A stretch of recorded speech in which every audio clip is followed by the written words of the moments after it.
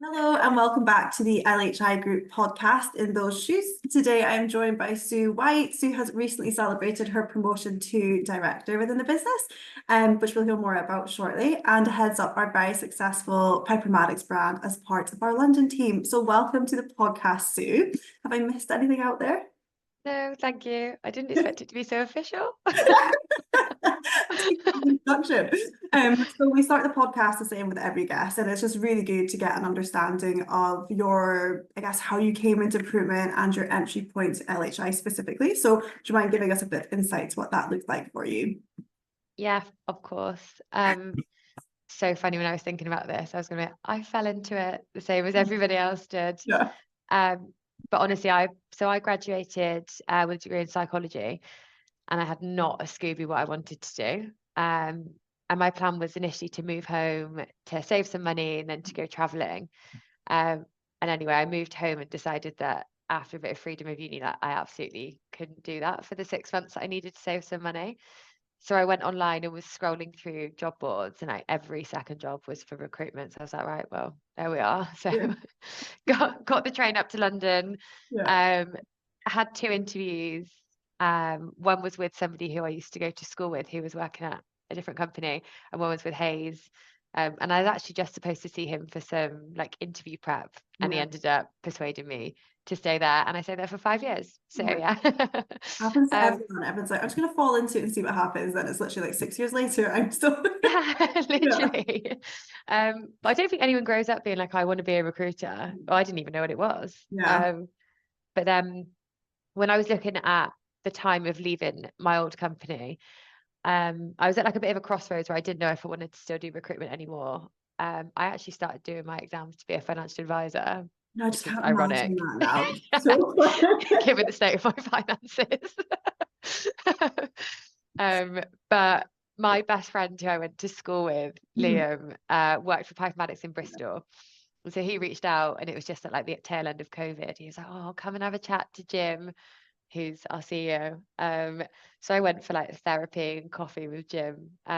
He was such a legend. He actually introduced me to his best friend, who is a financial advisor, who actually is now my financial advisor. that's so funny. And was like, "Look, make your own decision. But this is the opportunity we've got, and I think that you could be an asset." And yeah, joined, never looked Any back. conversation with Jim just gets everyone in, doesn't it? Yeah. And then obviously when you joined the business, so it's been like a huge adventure. So when you joined, I think was there just three of you at the time? Yeah, it was me And and two obviously the others. teams had so much growth then, and you've had so much growth then. So thinking back, like your journey through becoming a director at LHI, like what has that looked like? I imagine there's been some exciting key milestones in there as well. Yeah, it's so crazy to think that that's happened in 3 years. Um, and I think but I was so excited to get director, and it meant so much to Yeah. me. And I don't, it's not just because it's like, oh, director, like sounds fancy, but I think it's because here it's like such like an elite group. Like I Yeah. look around LHI and I'm genuinely like, oh my God, like they're such an impressive group of people. Yeah. Yeah. So that was a massive milestone for me. And getting there, I think along the way, we had like loads of different versions of Piper Maddox, but I think it was learning a new market and like me getting fully embedded in the team. I think also it was going from us being from like the smallest, in fact, like just a tiny team in the office, to now being, might be biased, but definitely like the biggest, loudest, most fun brand in London. And I think along the way we've gone through like small team, then we were a slightly bigger team but flat structure. Yeah. And then we've got the evolution of people who joined as C1s now being managers and hiring people for their team. So having like succession and structure built to make us really like robust, and going into different markets as well. Like we're really big on like critical mass. And so initially Yeah. we went huge in EV charging, and I can hang my hat and say that every EV charging customer across Europe knows who we are. We're now then looking to replicate that in other areas. So yeah, It's so it's very exciting. ever You growing. came from a finance background of recruitment, didn't you, coming into this? What was that like making the change coming into a brand new market? Because you hear about people doing it all the time. And I know Miles mentioned in your promo announcement, he was like, you hear of seniors coming to businesses like promising the world. but it's not always that happens, whereas you've got like more than we've got bargain for, which obviously is amazing for the business. But how did you find that change of market? Because it's a new business coming into big shoes, and then a new market. I can imagine it's a lot. Yeah, I actually think the market bit was easy. And I Yeah. think it's because it's really it's really easy to get excited about Piper Maddox. And like candidates, clients, everyone is so like thrilled to have someone who's like helping that industry. Yeah. We can forge like really genuine relationships with people that we work with. And honestly, they helped me so much. I could be really genuine and be like, I'm new to this. Tell me what's going on. Yeah. But like honestly now, like my family and friends are sending me pictures next to like EVs or chargers. Like it's infectious. It's like you cannot help but be really Yeah. like interested in the market. And I think that helps loads. Yeah. Like I certainly didn't have that with financial services. Like some people do, but I think it's easier when you love it for sure. And it's probably easier. I know you've spoken about clients and candidates being like really passionate about that market as well. So it probably makes it much easier when they're excited about it too, and for you to be excited and bought in as well. Yeah, and even like the events and stuff, like when Yeah. we go to like the EV Summit or like Storage and Solar Live or like there's just so much out there and the community around it is amazing. It Mhm. makes you feel like you're really having an impact. Well, we are having an impact, but Yeah. in normal industries, you probably don't see that as much. Yeah. Whereas here, like it's so in its infancy, you're working with startups, you're like really building and like changing the future. So yeah, It's very that cool. definitely helps. Very, very cool. And you've obviously touched on there growing the team. Coming into LHI, like we said, as a new business, obviously that comes with like new business core values and visions. What would you say that looks like for LHI and how they've influenced your leadership or your approach to leadership since coming into the business? Hmm. So the thing like on day one that really resonated with me was the younger you. Mm. And when Jim went through it, I was like, jaw on the floor. Um, so for anyone listening to this, basically like making the people who come after you's journey easier than it was for you. So the people who are walking in your shoes to be able to make their journey and their life easier. And honestly, that is at the heart of every single thing that we do. And I love that. And I love being able to challenge people on that. And like, how are we helping that? And then being able to see that come through the business as well. Because I've always been like team over individual. Like everything that we do is super collaborative in Piper Maddox. It's passing business between each other, it's leaning on each other for our strength. It's Yeah. being able to like celebrate everybody's success together. But like my biggest leadership mantra has always been like, that sounded so cheesy, like a woman of the people. Like I don't do a different job to what they do. Like I still do exactly the same stuff. I can hopefully just help them along the way, and be able to like shape the like future bit of Piper Maddox. But I think that's so important. I would never ask people to do something that I'm not doing or showing them how to do that. Yeah. Yeah, I think it's really different as well because it's way more collaborative, obviously, but you don't get that in many other businesses where everyone is like that younger you binds everyone together a bit more because you are just thinking about everyone around you a lot more than you typically would in a competitive type sales role, wouldn't you? Yeah, honestly, I think it's everyone's like joint number one priority is for everyone to succeed, like for Yeah. the team to succeed. And Mhm. then everyone's going to have like loads of fun and rewards along the way. But if you ask anybody out there what their number one motive is, it's a collective motive, which I think is so different. Yeah, and so, so nice. I love that. And you touched on Jim, and I'm sure there's been many other people you've met along your journey with the business. So what have been some of your most either significant learning experiences or people in your career that have really, really shaped, I guess, yourself as a leader or your approach to recruitment? Because Mhm. that's such a big part, isn't it? Yeah, definitely. Um, like Jim is like so impressive. And I think the thing that I take from Jim loads is having a different leadership style for every individual. Like I have one-on-one sessions with Jim where he has taken so much time to understand what makes me tick, how I like to communicate, like everything that's going on, so that then when we work together, he can speak to me in like Sioux language. Yeah, yeah. And that's exactly how I try to replicate that across everybody else because I I'm normally like a bundle of energy. I can bowl into a room and be like 100 miles an hour. Whereas somebody who's a bit more introverted might be like, oh my God, what is she doing? Yeah. And so like tailoring that and actually leading me nicely into Miles, who is Yeah. such a calming influence. Yeah. Like nothing phases him. And he and Jim, actually, they both talk about like recruitment being in the post, like if you're stressing about like something for the month or for the week or even for like the year, he might be like, serious, like it's in the post, that is from the work that you've done previously, we can't change that right now, but this is the bit that we can impact. And that for me is so important, because I sometimes lose perspective, get like swept up in it all. Yeah. Have there been any experiences that have changed anything? Because obviously those are like two, I think everyone in the business would probably say the same people. Jim and Miles are just amazing, but like experiences, whether it's been, I don't know, it's so different for everyone, but has there been any specific experiences that changed it? I honestly don't know if I can pinpoint anything. There's probably been so many.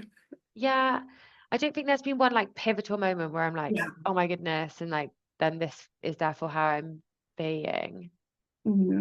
Or how Not did you sure. find, maybe a better way of asking it is like coming obviously into the business as a senior with recruitment experience and getting to know a new business's way of working? Because I think sometimes when you go into a new business, it can very much be like, we all work this way and there's no room for anything else. But I do think we, as much as we have an LHI way, we also have room for perspective. Did you find that when you came into business, you weren't just like being shoved into a box of this way or Oh no yeah. way? Yeah. Yeah. There was no box, I'll tell you that much. I remember Really I something remember in the saying box. literally, I remember saying to Jim, like, oh, I've got this wicked idea, like maybe we can change this. And Yeah. even down to like quite important things like market, territories that we were working in, splits, commission. Yeah. I was like really trying to change. This is right at the start of me joining, and he was like, do what you want. He was like, this is your brand. And I remember at the time that was terrifying. And I almost wanted somebody to be able to steer me or like give Yeah. me some options.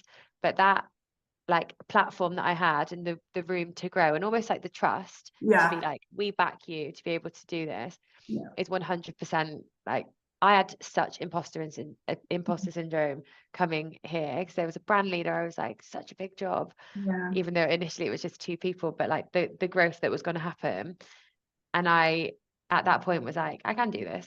Like, this is exactly what I know how to do. And I felt like so empowered. So that was probably, yeah, like the number one thing. On the topic of Jim, he speaks a lot about the LHI Group Stardust, and it can mean different things to different people depending what they're part of in the business. But it's something he speaks about in all of our sales meeting, and we're constantly making sure that we still have it as a business. Is the thing that makes us a bit different. So from your perspective, how would you describe what the LHI Stardust is? Yeah, it is so hard to explain.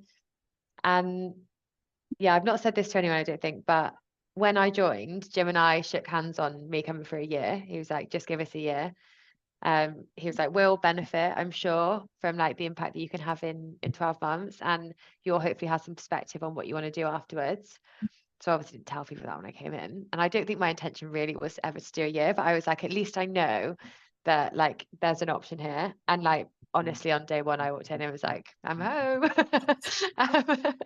But it's like, I think the one thing that made it really clear is like when I came in, there were people from so many different companies. Like LHI have always been good at attracting people with experience, but then keeping them. And Yeah. so that for me, I was looking around, I was like, oh, like people have come from all different places, have landed here, and have all like looked around and been like, yeah, this is where we need to be. And I think like it's not just about like, in fact, we don't have loads of like competitive, super Yeah. hungry individuals. Everyone is so driven. We have some incredibly high performers, but it doesn't feel like that kind of boiler Yeah. room environment. Like it's super inclusive. Yeah. Like I lead our WIN, so our Yeah. Women's Inclusivity Network, which is something I was so chuffed to be involved in. But there's loads of examples like that of like everybody has got like their place, their community, you're championed, like seen, listened to. I think that's so important.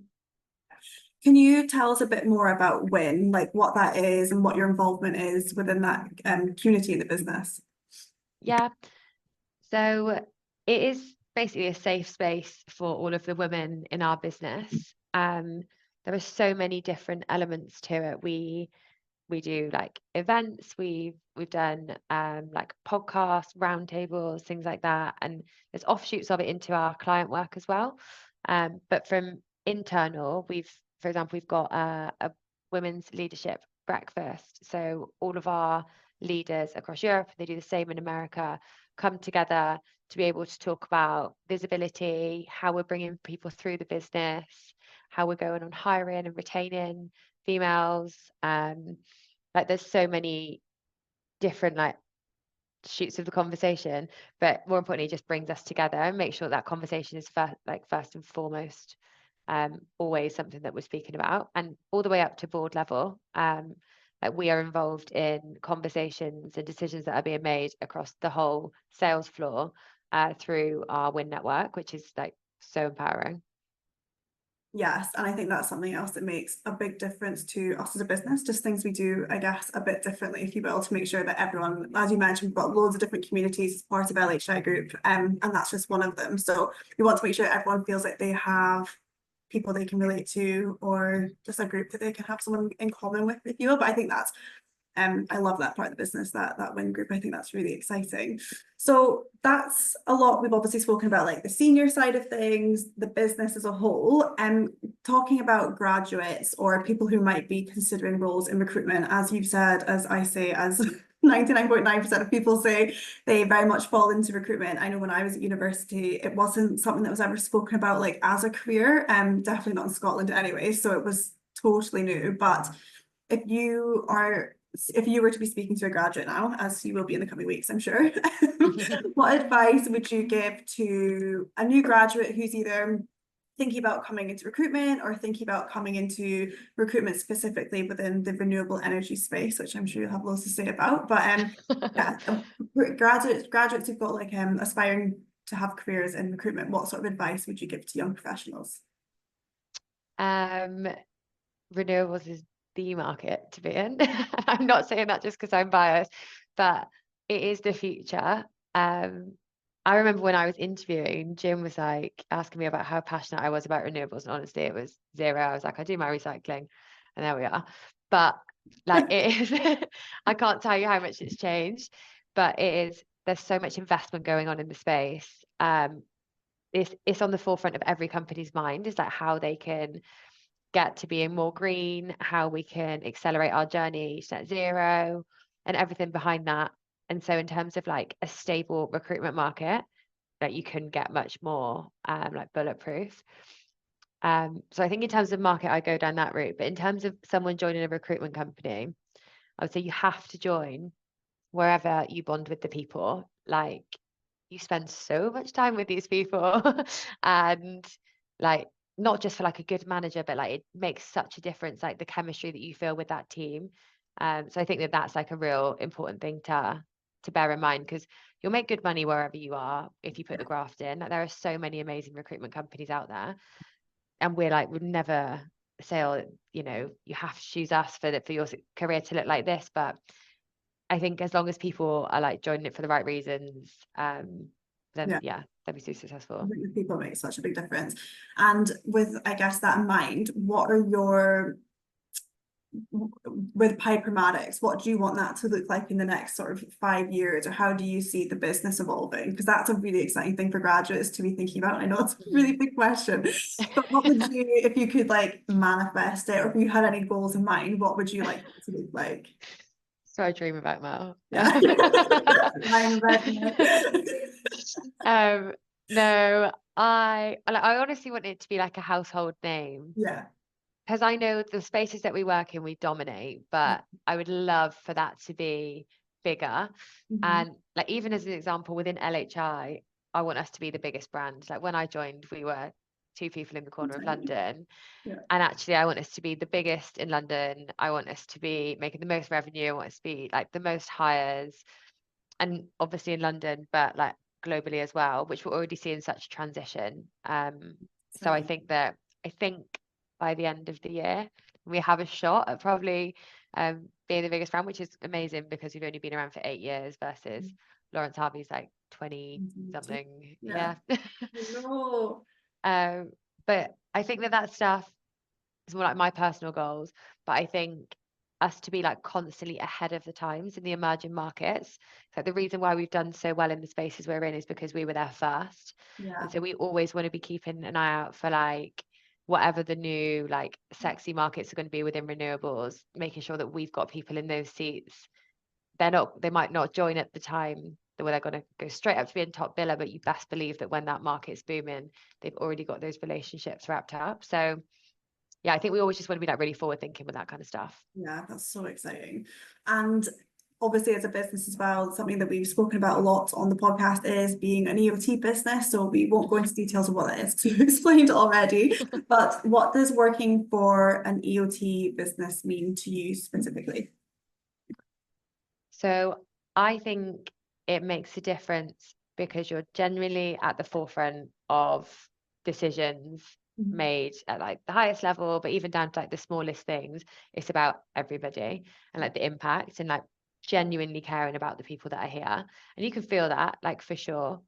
But in terms of how it happens or how we then implement that with clients and externally, Yeah, it means that our priority is always on like long-term partnerships, on like building. I always say that we would rather work with less clients and do more with them and have more meaningful work with them. We're not just chasing like a quick buck, like yeah, chasing that next commission check. Like we are here to build the business and we all have like stake in that.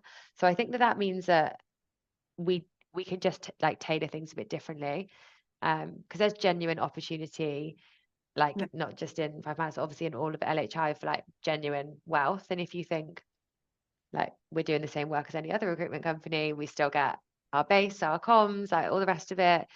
But actually there's an opportunity for some serious like game changing money well, to come. yeah. That's a no-brainer, and it really makes you like care more about what you're Yeah. doing.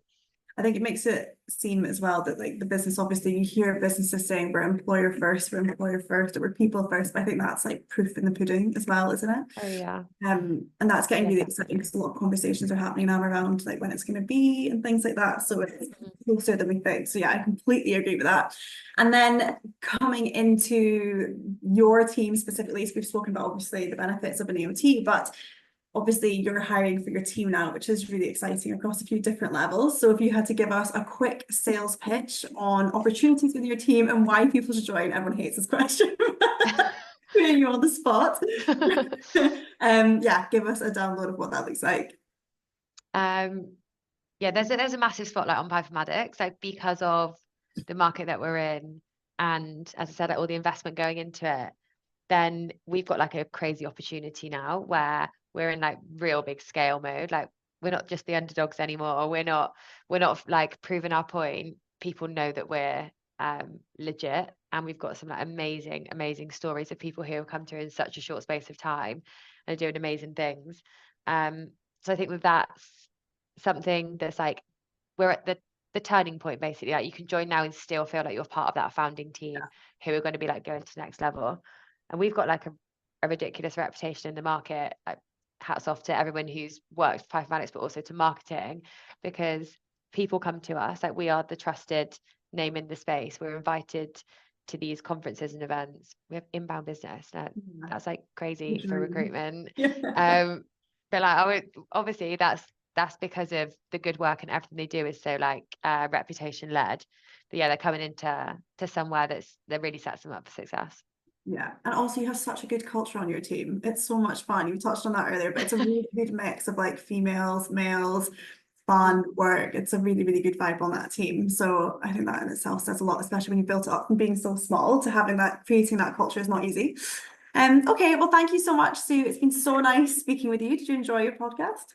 Thank you. Yeah, it was actually just so chill to have a chat with you. I know. So thanks So for nice. having me. You're so welcome. And thanks to anyone who's listening. And look out for our next episode, which will be with James. And yeah, thanks and speak soon. Bye. Bye.